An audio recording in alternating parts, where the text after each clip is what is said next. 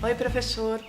Estamos aqui na etapa 7 do nosso curso e nosso objetivo agora é discutir o planejamento de atividades matemáticas na educação infantil. A gente acabou de ver um vídeo com uma aula muito interessante da Milena. E conta como você pensou essa atividade. Você propôs uma nova trilha e o que você levou em consideração para planejar? Como você agrupou as crianças? O que você estava esperando dessa atividade? Tá certo. Primeira coisa é para as crianças poderem participar do jogo com a presença, elas têm que saber onde elas estão pisando. Então é sempre pensar em como eu vou compartilhar com elas as regras e fazer os acordos de regras, porque às vezes eu proponho uma regra e elas querem mudar essa regra.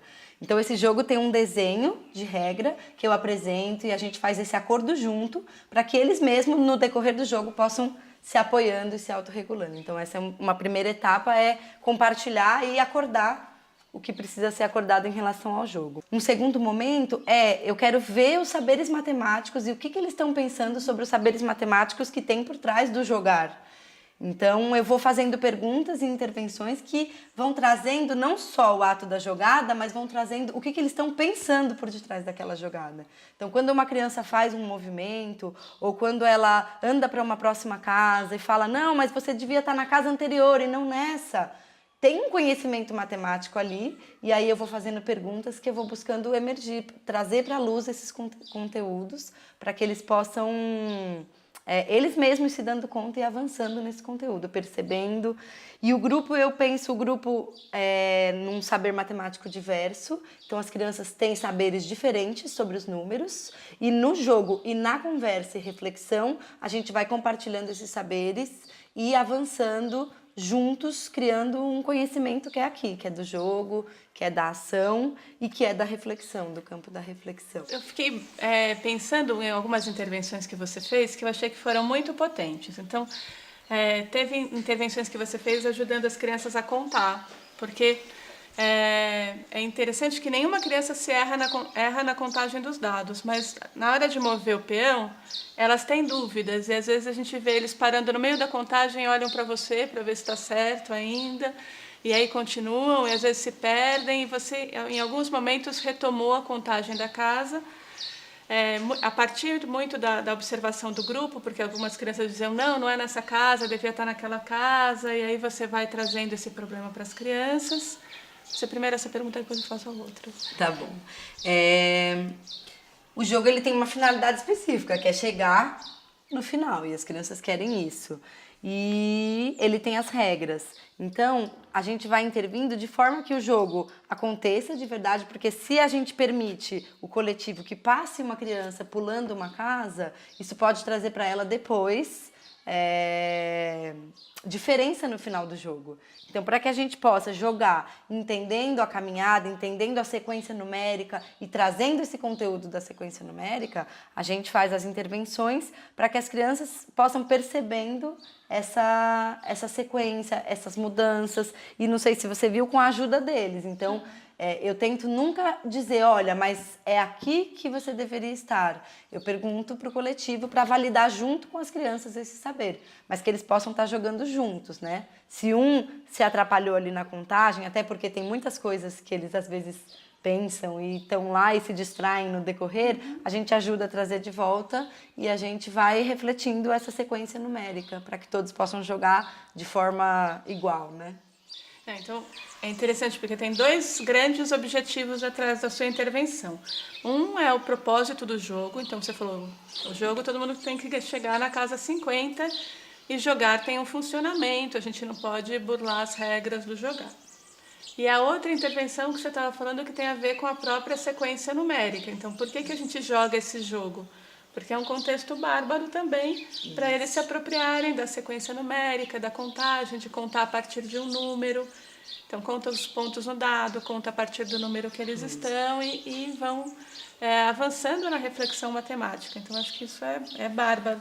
E o jogo ele oferece diferentes procedimentos de contagem, né? Que seja com os números, com o número escrito, que seja com a unidade contada, que seja pulando de 2 em 2, pulando do 3 para o 14. Então, ele traz vários elementos da sequência numérica que a gente pode jogar com uma criança que está começando agora a se aventurar nos números, ou com uma criança que já tem mais procedimento de contagem.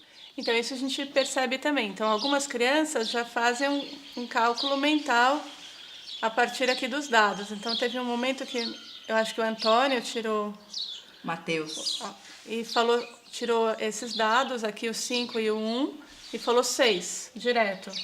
Aí você falou, por quê? Então, qual é o propósito dessa pergunta? Quando você pergunta para ele, por que você sabe? Ele está demonstrando que ele já faz essa contagem de memória.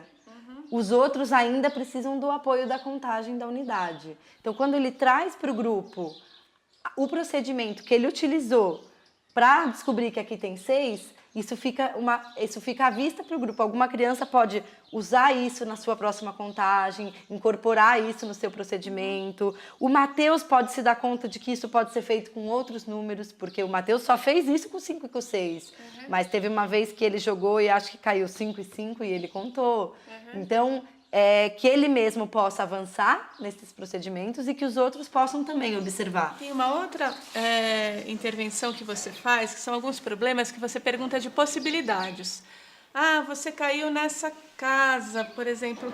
Quanto você teria que tirar mais no dado para jogar 2 vezes, para fugir do cometa? Ou, você caiu nessa outra casa, quanto você teria que tirar menos? Então, o que você pensa para fazer essas intervenções? Qual é o propósito que você tem? Então, por exemplo, quando eu planejo a aula, eu penso em intervenções que eu vou fazer. Sempre com o objetivo do que eu quero que eles aprendam dessa intervenção, o que eu quero que eles reflitam. Só que a jogada em si me traz novas possibilidades. Então, por exemplo, as que eu planejei, nem todas eu consegui fazer. Então, eu tinha planejado perguntar do 30 ao 43. Só que o jogo não me deu essa possibilidade porque ninguém parou no 30 e ninguém parou no 43. Então, a problematização, ela vem a partir da prática social do jogo, da realidade ali que eles estão jogando. Então, quando caiu aqui no 24 e ele queria ter caído no 23, quantos que você precisaria andar? Isso traz pra gente soma, traz a sequência numérica, o número que vem antes, o número que vem depois. Então, as intervenções, elas vêm nesse sentido de avançar as jogadas e deles poderem cada vez mais ter mais elementos para jogar sem precisar da minha intervenção. Entendi. Ótimo. E queria te fazer mais uma pergunta a partir dessa.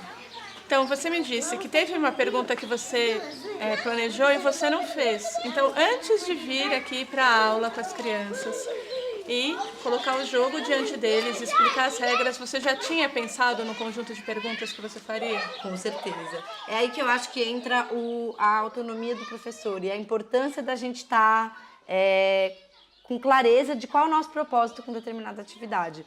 Então, eu pensei em perguntas, mas o planejamento ele nunca é estático, ele é flexível. A jogada ela trouxe para mim novas situações, mas o que está por trás das perguntas que eu planejei é como que eu ajudo as crianças a avançarem no conhecimento. Então, que problemas esse jogo pode possibilitar para as crianças que na resolução deles elas avancem. Então, as perguntas vêm nesse sentido. Então, parece óbvio pra gente que do 30 eu vou pro 43 e eu volto 13 casas, mas isso não é óbvio para as crianças. Então, eu vou ajudando elas a perceber certos padrões que tem no sistema numérico por meio das perguntas. Porque se eu disser para elas, gente, vocês perceberam que daqui para cá volta tantas casas? Isso não vai fazer sentido. Quando elas são ativas nessa construção, a ideia é que elas possam ser ativas. Então, quando eu pergunto, a ideia é que elas tragam à luz o conhecimento e não eu. Então, a gente pode pensar que um bom caminho para planejar atividades matemáticas é dispor de contextos que fazem sentido para as crianças, como o jogo, e investigando com as crianças e instigando reflexões no jogo para que elas vão pensando cada vez mais sobre as jogadas, propor outras situações e ir avaliando como a Milena faz. Então, aqui não faz sentido essa pergunta, então eu não vou fazer essa pergunta. Poderia fazer outras perguntas, acho que esse grupo precisa jogar mais. Esse é o movimento que a gente tem quando a gente planeja situações de matemática na educação infantil, e a gente teve a sorte de poder contar com essa aula bárbara da Milena para ver as crianças construindo conhecimento de uma professora fazendo boas intervenções.